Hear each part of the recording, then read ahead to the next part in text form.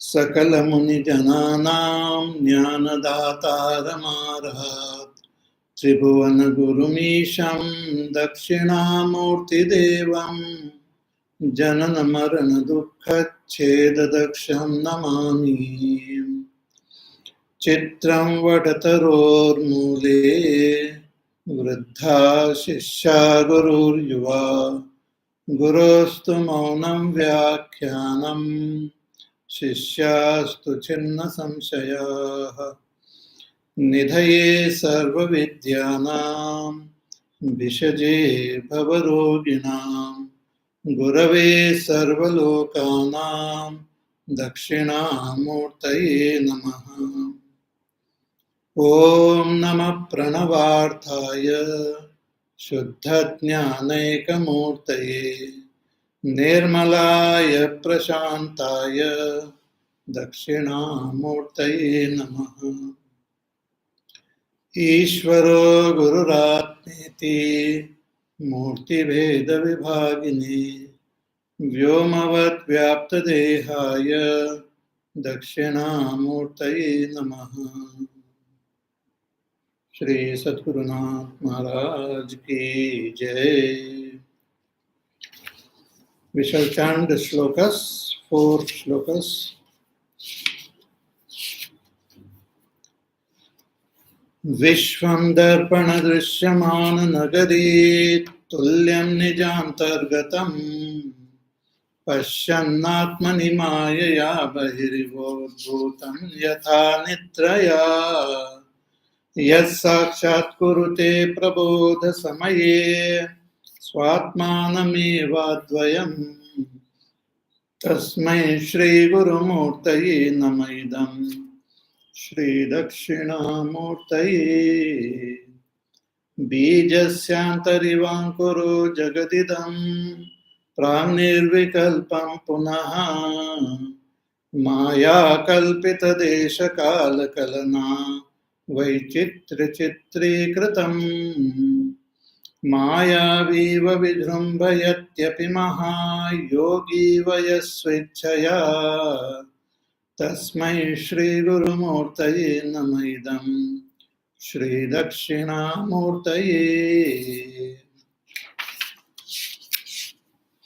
यस्यैव स्फुरणं सदात्मकमसत्कल्पार्थकं भासते साक्षात् तत्त्वमसीति वेदवचसा यो बोधयत्याश्रितान् यत्साक्षात्करणान् भवेन्न पुनरावृत्तिर्भवाम्भोनिधौ तस्मै श्रीगुरुमूर्तये नमः इदं श्रीदक्षिणामूर्तये। नानाचित्रघटोदरस्थितमहादीपप्रभाभास्वरम् ज्ञानं यस्य तु चक्षुरादिकरणद्वारा बहिस्पन्दते जानामीति तमेव भान्तमनुभाते तत्समस्तं जगत् तस्मै श्रीगुरुमूर्तये नमः इदं श्रीदक्षिणामूर्तये। तस्मै श्रीगुरुमूर्तये नमः इदं श्रीदक्षिणामूर्तये। हरि ओम। So we are seeing this beautiful Shri Dakshinamurty Stotram. So in the beginning, Bhagwan reveals the nature of this world. The world is an appearance in that Brahma. Like the reflection we see in the mirror, similarly the whole world appears in Brahma and not different from Brahma. It remains in Brahma and again merges back into that supreme Brahma. That Brahma alone expresses as this world. Not only the world which is seen, but Brahma alone expresses as the seers of this world. So there are these infinite jivas. They are also expressions of that Supreme Brahma.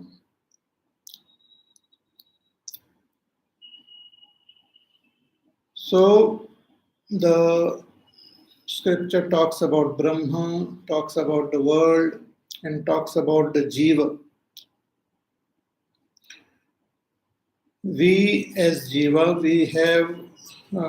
we continuously interact with this world and we experience joys and sorrows in our life.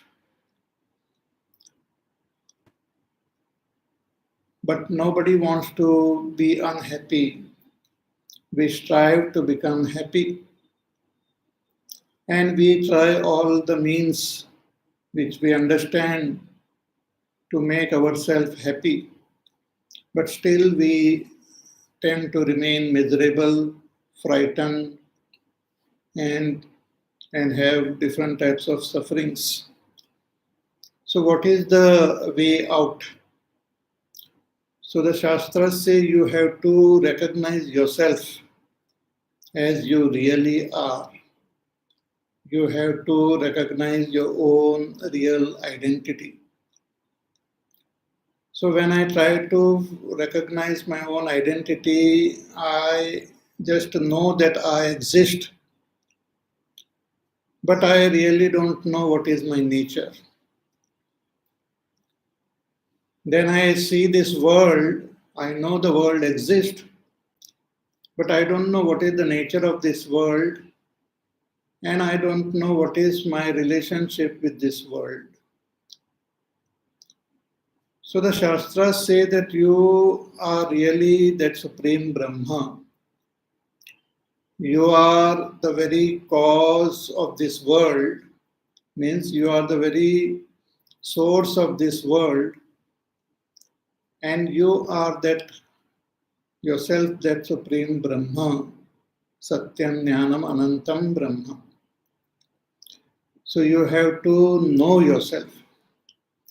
And in order to know myself, I have to approach a teacher. So the teacher, enlightened teacher, gives me that knowledge, teaches me that you are that Brahma. So Sakshat Tattvam Asiti Veda Vachasa Yo Bodhayatyashritam. So one who takes refuge in a teacher, the teacher teaches that student through the Mahavakya of the Vedas, Tattvamasi. And when we go through the proper process of our sadhana, of Shravan Manan Nididhyasan, we come to realize finally ourselves as that Brahma. So I gain that direct experience of myself as Brahma, Aham Brahmasmi. So that Brahma is indicated as of the nature of Satyam, Jnanam, Anantam and Anandam. And that Brahma is indicated with the help of this world. So the world which we experience through our senses, through our mind, through our intellect, through this world, that Brahma is indicated. Though the world is seen through the senses, the Brahma is not seen. World is experienced as Shabda, Sparsha, Rupa, Rasa, Gandha, but that Brahma is devoid of Shabda, Sparsha, Rupa, Rasa, Gandha. So through the language of Neti, Neti, not this, that Brahma is pointed out, which we intellectually can comprehend. And once that Brahma is comprehended intellectually, the teacher further points out that that which you are experiencing as I am, that which you are experiencing as your own self, free from all the conditionings, which is experienced in its pure form in the Sushupti Avastha, that self, that you are Brahma.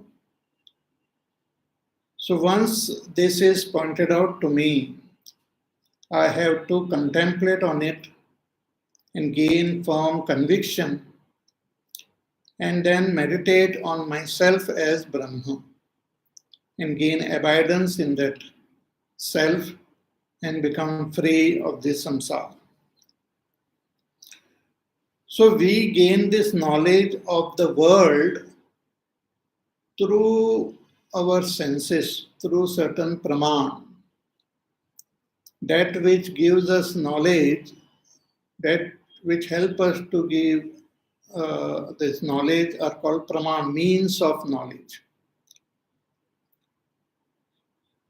So whether it is a science or whether we are talking about Vedanta, the means of knowledge to understand this world is same. And the basic means of knowing this world is through our senses. It is called the direct sense perception, or it is called pratyaksha jnanam. So we, by nature, we have these senses, and through these senses, we gain the knowledge of Shabda, Sparsha, Rupa, Rasa, Gandha. We just, when we have our ears, the sense of hearing, then we just hear the sound. When we have our eyes, the sense of seeing, whatever is presented in front of the eyes, we see. So through the senses, we gain the knowledge of Shabda, Sparsha, Rupa, Rasa, Gandha. That is the basic knowledge, fundamental knowledge which we gain of this world. Not only human beings, but any creature having any of these senses, they gain this knowledge. The animals, the birds, they also have their eyes, their nose, and they gain the knowledge accordingly. There are some creatures who may not have all the five senses. Some of them have four senses, some have three, some have two, some may have only one. Their mind, intellect also may not be so developed. So according to the restrictions and according to the capacity of the antakarana and the senses, all creatures, they gained knowledge of this world. They have their own,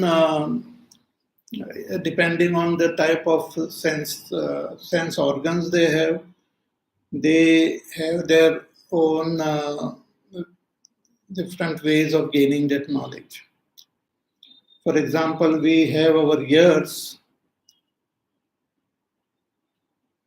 with which we come to know the sound, but the capacity of our ears are limited, so we can't hear sound which are above certain frequency and below certain frequency.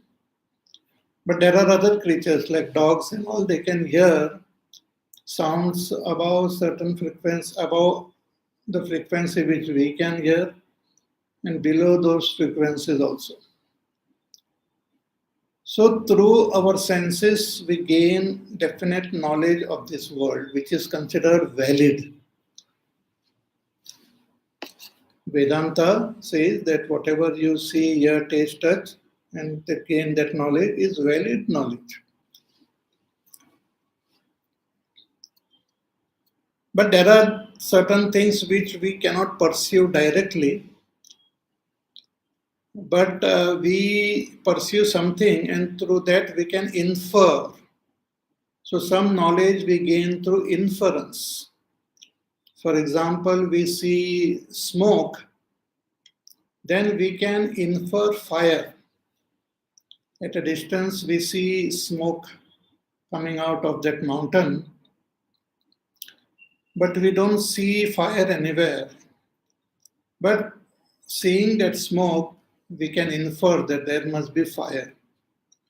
And how do we infer this? We have the experience, we have the knowledge of seeing smoke and fire together. We know that where there is smoke, there is fire. So this understanding of this relationship is there in us. So when we see smoke, we can infer fire. If we don't know the relationship of smoke and fire, then we will not be able to infer. But when we know the relationship, then we can infer. So a lot of knowledge we gain through inference. Even in the field of science, lots and lots of knowledge about this world is gained through inference. Then there are certain things which we understand through comparison. We gain that knowledge through comparison. That is called upamana. For example, if I have no knowledge of zebra, and someone tells me a zebra looks like a donkey, but has stripes, like a tiger has got some stripes. So I know tiger, I know donkey, then I see an animal with stripes which looks like a donkey, then I gain the knowledge that it must be zebra only. So through comparison we gain knowledge. And also we gain knowledge through assumptions. We see something and then we can assume the answer. Then we check it out. And when our assumption proves right, then we gain that knowledge. For example, somebody says that there is this person whom nobody has seen eating. This Sharmaji is there. No one has seen him eating. So I make an assumption that he is not eating at all. Then I meet him and I see him quite healthy. Doesn't look as though he is not eating. So the assumption that he is not eating at all is wrong. Then I come to understanding that he must be eating when nobody is watching.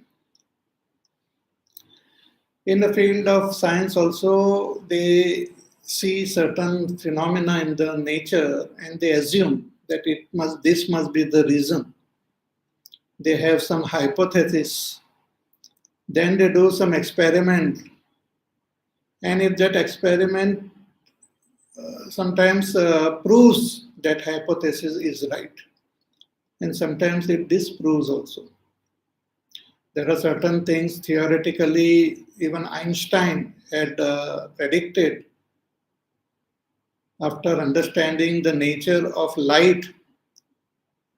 He had predicted that even space bends due to the presence of heavy material, heavy mass.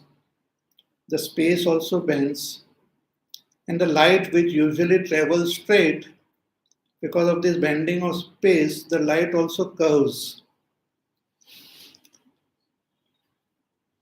This appears to be very strange, cannot be comprehended by our common sense, but according to all calculation and observation, Einstein had come to this understanding, but they had not seen it, they had not proved it. But later on, by observing certain things, they could prove that what he has predicted is true, is proper. So we gain the knowledge of this world through our senses mainly, and then through inference, through comparison, analogy, through assumptions, presumptions, and this knowledge which are gained through inference, etc., are further finally confirmed through perception. So perception is the main undisputed way of gaining knowledge. Finally, it has to be proved only through direct perception, either through the senses or we pursue certain things directly with our mind and intellect, like time and space. So these are the four main means of gaining knowledge of the world: Pratyaksha, Anuman, Upaman, and Arthapatti. Now, in order to gain the knowledge of that Supreme Brahma, these four means they fail. Because Brahma doesn't have any sound, doesn't have any taste, doesn't have any smell, doesn't have any form. So the sense perception cannot see, hear, taste, touch that Brahma. But since this world is there, which we experience, there must be a cause of this world. If the world is there as an effect, there must be cause. You cannot have an effect without a cause. So by observing this world and by observing the nature of this world, we can even infer the effect. The effect when we infer the cause. When we see this effect, when we pursue this world, we see three main characteristics of this world. One is that everything changes. Everything that we experience changes. In Sanskrit, it is called asatyam, changing existence. Then all that is experienced is jadam, inert. They do not function by themselves. They are pursued, objects are pursued, and they do not function by itself unless they are acted upon by some sentient force. So the world is jadam, inert, matter. In science also, it is said that a matter has got that law of inertia. If it is at rest, it will continue to remain at rest. And if it is in motion, it will continue to be in motion unless it is acted upon by some external force. Some force different from that matter. And in Vedanta, that force which is different from matter, acting upon that matter, is that prana only, which is expressed through the living beings.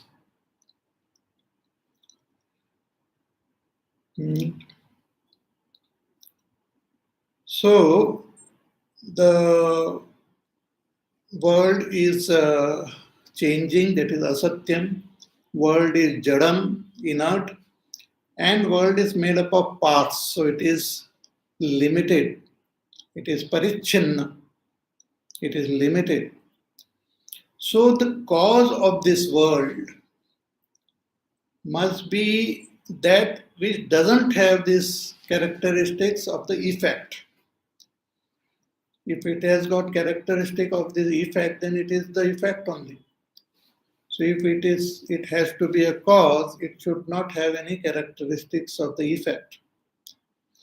Therefore, cause must be something which is satyam, that is different from asatyam, which is jnanam, that is different from jadam, and which is anantam, that is different from parichinnam, limited. Therefore, the Shastras indicate that supreme cause of this world as Satyam, Jnanam, Anantam, which is named as Brahma. Satyam, Jnanam, Anantam, Brahma. That Brahma cannot be seen, heard, tasted, touched by any of the means. Through perception, etc., we are unable to see that Brahma directly. Therefore, any of these four means are totally incapable of revealing that Brahma.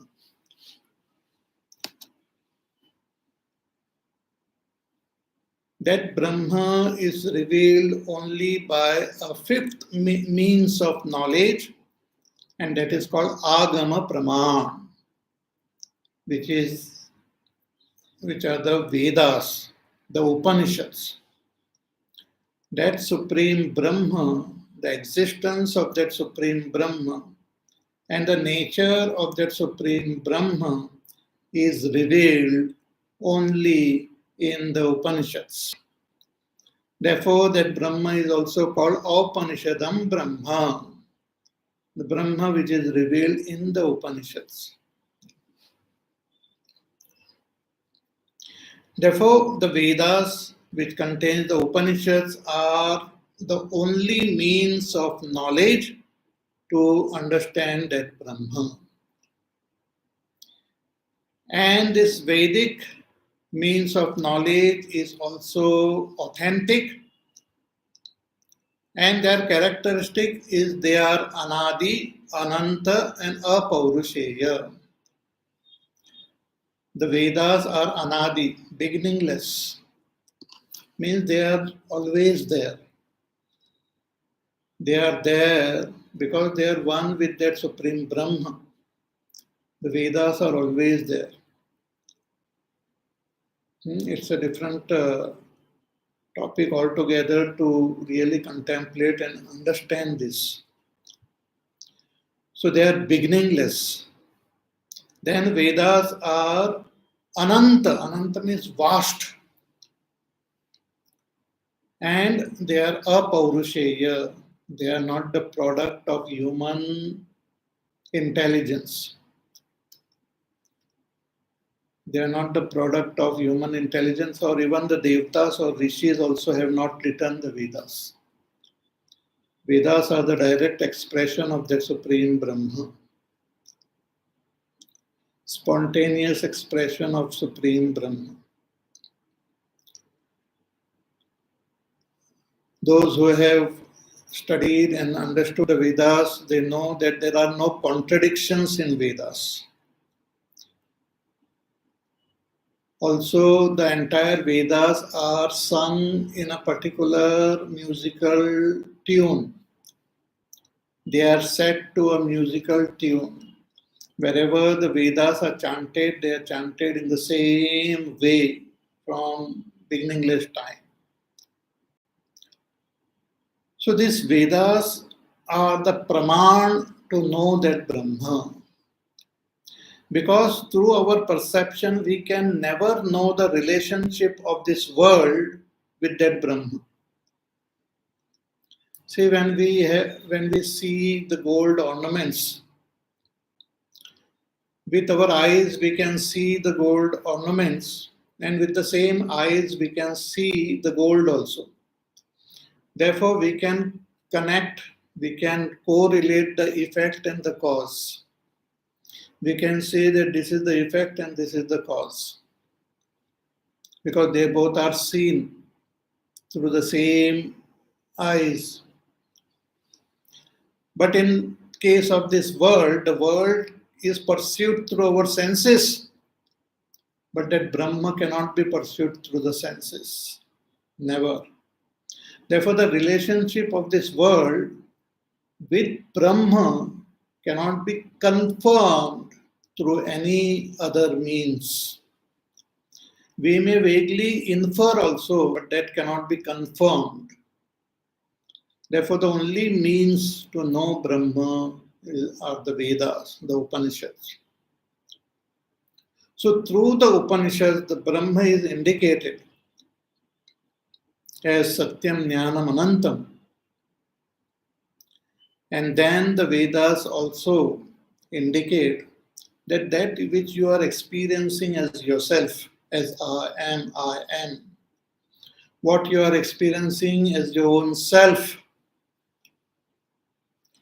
which is also so mysterious, so strange, that though you know your own presence, but you don't know what is your nature. In the waking, I identify with the body, with my mind, and identify with the activities of the body and mind. When the body is moving, I say I am moving. When the body is male, I say I am a man. When the body is female, I say I am a woman.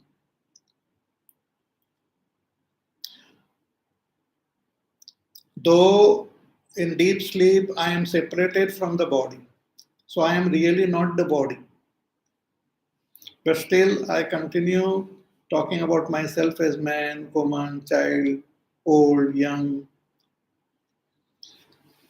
In deep sleep, I am separated from my senses, from my mind, from my intellect. But in the waking, I say I am the one who is seeing, I am hearing, I am tasting. So the activities of the senses I assume to be my activities. The activities of the mind I assume to be my activities. The activity of the intellect I assume to be my activities, which is wrong. So the Shastras tell me that you are not the mind, not the intellect. You are not the activities of your body. Mano buddhya hankara chittani naham. Nacha shrotra jivve, nacha ghrana netre. Nacha vyoma bhumir na tejo na vayuhu. Chidananda rupa shivoham shivoham. You are not all this which you are seeing. You are not any of these activities. You are that pure Brahma, Satyam, Jnanam, Anantam Brahma, Anandam Brahma.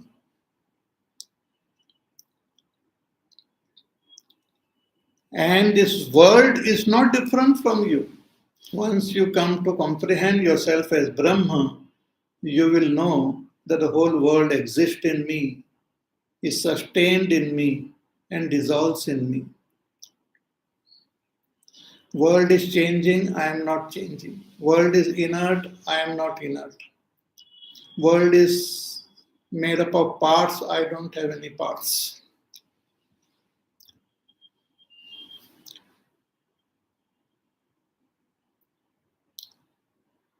So I am of the nature of Jnanam, knowledge itself. I am of the nature of existence. I am infinite. I am bliss. My existence alone is seen as this world. World exists. World appears to exist, though it is constantly changing. It is my existence alone is expressed as this world. My nature as knowledge itself get expressed through the senses, through the mind, as seeing, hearing, tasting, touching, feeling, thinking, knowing, etc. My nature as bliss alone is experienced through the senses, through the mind, as pleasure, as joy, etc. So that I have to be recognized as the Supreme Brahma. So these Praman are very interesting. The perception means pratyaksha, etc. And these praman are authentic. They are not false. But they give that knowledge of this world, but they don't convey, they don't reveal that Brahma. So in order to interact with this world, the Pratyakshadi Praman are valid and important also. And even when the scriptures want to convey the knowledge of that Supreme Brahma, uses the language of the Pratyakshadi Praman. The scriptures also talk about things which are understood through our senses when it wants to convey certain things. When the scriptures want us to do some yajna and all, it talks in terms of things which we can understand. The fire which we have to kindle, the offering which we have to make, all these are something which we can see, hear, taste, touch. So the scriptures talk in the language of the sense perception, inference, etc. But finally indicate that which is beyond this sense perception. So it's very, very subtle and very interesting. So here in this shloka, Bhagwan Shankaracharya ji hints at all these things. Ki nana chitra ghatodara stita mahadeepa prabhabhaswaram. So just imagine a pot with lots of holes, and if a lamp is kept in that pot, then the light appears to come out from all the holes. Similarly, that Jnana Swarup Atma is present in this body, is present in the mind, is present in the intellect, and that alone is expressing to the body, mind, intellect, senses, because of which knowledge happens. So the eyes are what you call made alive and has got the power of perception because it is connected to the mind. Mind is connected to our buddhi. Buddhi is connected to the self. So presence of self makes even the eyes function. See, our five these senses are made from the five elements. The world in front of us is made up of five elements: Akash, Vayu, Agni, Jal, Prithvi. And these five elements, they have their own characteristics of Shabda, Sparsha, Rupa, Rasa, Gandha. So the characteristics of space is Shabda, sound. The characteristics of Vayu is Sparsha, touch. That of fire is sight. That of water is taste. And that of earth is smell. So we experience these five what I call perception only, Shabda, Sparsha, Rupa, Rasa, Gandha, through our senses. So how this is possible, how it happens? See, Vedanta says that the space which has got the characteristics of sound, from that space only our sense organ called by which we hear is made. The sense of hearing is made from space. The sense of seeing is made from fire. See, the eyes which we see, we can touch and all, is just an organ. But the ability to see which we have in these eyes are called the senses, is the sense. That sense is made from fire. Sometimes if there is some defect in the eyes, we fail to see because something is wrong with the organ, some cataract and all. when that is corrected, again we are able to see. So the ability to see is something different from this physical organ. That ability to see are the senses: see, hear, taste, touch. So that sense which help us, because of which we can hear, is made from space, by which we can see is made from fire. So from these five elements, these five sense organs are made. And when suppose there is sound outside, which comes in contact, which is made in space, which comes in contact with this organ which is made in space, when they come in contact with each other, I get the knowledge of sound.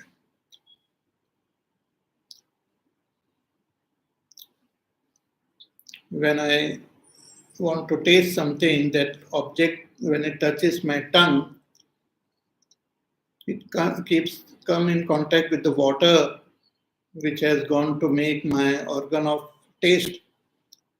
Then I get the knowledge of taste. So the knowledge of Shabda, Sparsha, Rupa, Rasa, Gandha is measured as though by my own senses and gives me that knowledge. So the knowledge gained by these pramans are very valid. They are not contradicted. They are what is sometimes you see one thing with your eyes, but with some other sense organ you see something else. But they are not contradicted because the eyes are showing only the color and form. The ears are only revealing the sound. So there is one object which you can not only see with your eyes, but you can also touch with your hands. It will give different facets of the same object. Like sugar. Sugar, when you see it, it can look like a crystal or can look like powder. So that is the knowledge which I gain through my eyes of sugar, which is valid. And then when I touch it to my tongue, it gives me the knowledge of its sweetness. So the different sense organs, they give me the knowledge of this world. But through this sense organ, we cannot gain knowledge of Brahma. So that knowledge of Brahma is revealed only in the Upanishads. However much we may try, we cannot see, hear, taste, touch that supreme Brahma. And however much we can try, we cannot see, hear, taste, touch our own inner self. So through this, but that inner self, that supreme self, which is Brahma, which is not different from Brahma, is of the nature of Jnanam. So the Jnana Swarupa of that Atma alone expresses through my mind, through the senses and through the intellect. So that is what here Bhagavan says, ki Jnanam yasya to chakshuradi karana dvara bahispandate. The Jnana Swarupa Atma comes out as though through the senses, through the mind, to comprehend this world. And when it comes in contact with the world, we gain that knowledge of this world and we say, Janami. Oh, I know. I get the knowledge of hearing, I get the knowledge of seeing, I say, I know. See, little children also, when they are born, slowly their senses start getting developed. In the sense, their organs start becoming better. So they start seeing, hearing, tasting, touching. But many times what happens, they see something moving in front of them and they can hear also some sound. So they see something moving and they hear a sound, but they don't understand that the object which is seen in front itself is making that sound. That correlation of this happens when their mind also gets developed. So when the mind gets developed, they can know that, oh, this thing which is moving and the sound which is coming, it is from the same object. So through the senses, through the mind, to the intellect, we start gaining knowledge of this world. Janami iti tameva bhantam anubhati etat samastam jagat. And only by when that Atma, which is Jnana Swarup, shines forth, then only the whole world gets revealed. The whole world gets known. Without the knowledge aspect of this Atma, the world will not get revealed. When we withdraw our attention, when the senses get withdrawn, when we go to sleep, the senses get withdrawn into the mind. Then even the organs are there. They are unable to see, hear, taste, touch. When we are dreaming, we are aware of the dream world, but we don't hear anything of this waking world. Shabda, Sparsha, Rupa, Rasa, Gandha of the waking world doesn't reach us because the senses are withdrawn. Then when we are in deep sleep, our mind, our intellect also gets withdrawn. They merge into their source. And Atma also merge in its source. That Supreme Brahma, we become one with Supreme Brahma in our deep sleep. So there remains no duality of any kind in deep sleep. Therefore, there is no experience of anything in deep sleep. There is no seeing, hearing, tasting, touching in deep sleep. There is no feeling, thinking, understanding in deep sleep. In deep sleep, I neither know anything nor I don't know. Because the activity of knowing and not knowing belongs to the intellect, not to that Atma. I hope you are understanding what I'm saying. I'm just speaking here. I don't see your faces. I don't see any response other than Hari Om. So I don't know whether you are really listening, understanding. That is one of the defects of this online classes. But I don't know. And many of you don't give any feedback also. So I hope you are understanding what I'm saying. Okay, yes.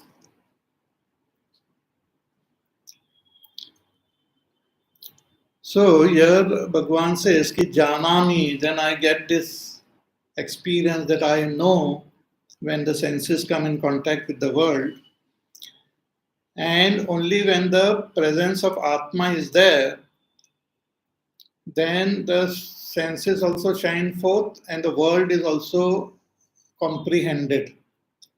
So janami iti tameva bhantam anubhati etat samastam jagata. This whole jagata is known only because of the presence of that Atma. Therefore, in that other shloka also, mantra also, we chant, Kinatatra suryo bhati na chanda tarakam, nema vidyuto bhanti kutoyam agnihi, tameva bhantam anubhati sarvam, tasya bhasa sarvamidam vibhati. That Atma, the Supreme Brahma, is not illumined by any of the things of this world. Na tatra suryo bhati, the sun cannot illuminate, the moon doesn't illuminate, the stars don't illuminate, the electricity doesn't illuminate. But only when it gets illumined by itself, it is self-luminous. The jnana of that Atma, Supreme Brahma, is self-luminous. It doesn't depend on anything. The knowledge which we gain through senses, through mind, through intellect, depends on the Atma. But Atma, the knowledge, is independent. It is its own nature. Only when it shines forth, everything shines forth. So tameva bhantam anubhati etat samastam jagata. When it shines, everything else in this world shines forth, becomes known. So the jnana swarupa of that Atma is revealed in this shloka. Jnana swarupa of that Atma, that Supreme Brahma, is revealed. When it is said that Brahma alone expresses as this world, and we experience this world as everything is experienced as is. So that is the Satyam Swarupa of that Brahma revealing at this world. The Jnana Swarupa of that Atma is revealed when we gain knowledge through the senses, the mind, the Indriya, the intellect, etc. And the bliss nature of that Atma, Brahma, is experienced through the various pleasures which we gain in this world. So the pleasures which we gain are just a reflection of that supreme bliss of that Brahma. The knowledge which we gain is just the drop of that knowledge of that supreme Brahma. And all that is experienced in this world as existing is due to the existence of that Supreme Brahma. So this Brahma is revealed by our teacher. So Tasmai Shri Gurumurtaye Namaidam. To that Gurumurti, Shri Dakshinamurti, my namaskar. Okay. So we have to ultimately gain the direct realization of our own self. Then only we will become free of all our samsara.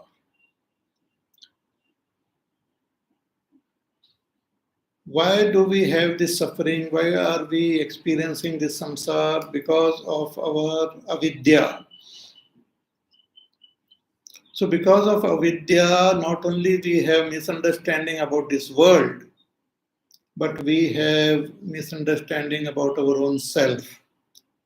So what is this avidya? What are the various misunderstandings which we have because of this avidya? And how to become free of this avidya? That will be revealed now in the next verse. So that we will see in our next class on Friday. So till then, you take care. Be happy, safe, peaceful, healthy. Do your work, do your sadhana. Listen to the pravachan again. Contemplate, meditate, understand. And we meet again on Friday. Hari Om.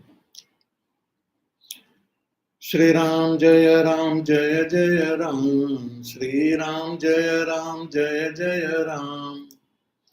Shri Ram Jaya Ram Jaya Jaya Ram. Shri Ram Jaya Ram Jaya Jaya Ram. Shri Ram Jaya Ram Jaya Jaya Ram. Shri Ram Jaya Ram Jaya Jaya Ram. Shri Ram Jaya Ram Jaya Jaya Ram. Shri Ram Jaya Ram Jaya Jaya Ram.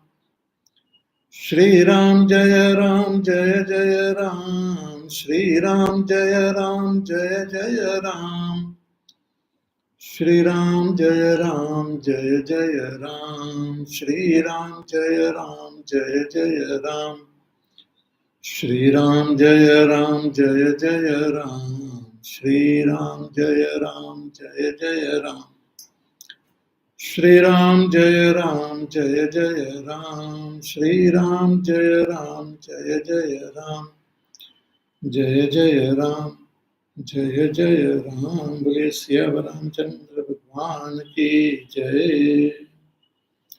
ओम पूर्णमद पूर्णमिदं पूर्णात् पूर्णमुदच्यते पूर्णस्य पूर्णमादाय पूर्णमेवावशिष्यते। ओम शांति शांति शांति। हरि ओम श्री गुरुभ्यो नमः। हरि ओम।